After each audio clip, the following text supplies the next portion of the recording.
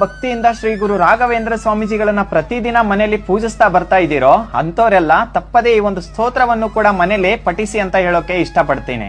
ಯಾಕಂತ ಅಂದ್ರೆ ಈ ದಿವ್ಯವಾದ ಸ್ತೋತ್ರಕ್ಕೆ ತನ್ನದೇ ಆದಂತ ವಿಶೇಷವಾದಂತ ಶಕ್ತಿ ಇದೆ. ಕೆಲಸ ಎಲ್ಲ ಬಿಟ್ಟು ಈ ಸ್ತೋತ್ರವನ್ನೇ ಪಠಿಸುತ್ತಾ ಮನೇಲಿ ಕುತ್ಕೊಳ್ಳಿ ಅಂತ ನಾನು ಹೇಳ್ತಾ ಇಲ್ಲ. ಅಂದ್ರೆ ಮಾಡೋ ಕೆಲಸದಲ್ಲಿ ಆಗಿರ್ಬೋದು, ನೀವೇನೋ ಬಿಸ್ನೆಸ್ ಮಾಡ್ತಾ ಇದ್ದೀರಾ ಅದರಲ್ಲೂ ಕೂಡ ಯಶಸ್ಸು ಸಿಗ್ಬೇಕು, ನಿಮ್ಮ ಮನೆ ಪರಿಸ್ಥಿತಿ ಕೂಡ ಸರಿ ಹೋಗ್ಬೇಕು, ಮನೆ ಏಳಿಗೆ ಆಗ್ಬೇಕಂತ ಅಂದ್ರೆ ಈ ಒಂದು ಸ್ತೋತ್ರವನ್ನು ಸಹ ರಾಯರ ಮೇಲೆ ಭಕ್ತಿನ ಇಟ್ಟು ಈ ಒಂದು ಸ್ತೋತ್ರವನ್ನು ಸಹ ಪೂಜಾ ಸಮಯದಲ್ಲಿ ಪಠಿಸಿ ಅಂತ ಹೇಳಕ್ ಇಷ್ಟಪಡ್ತೀನಿ.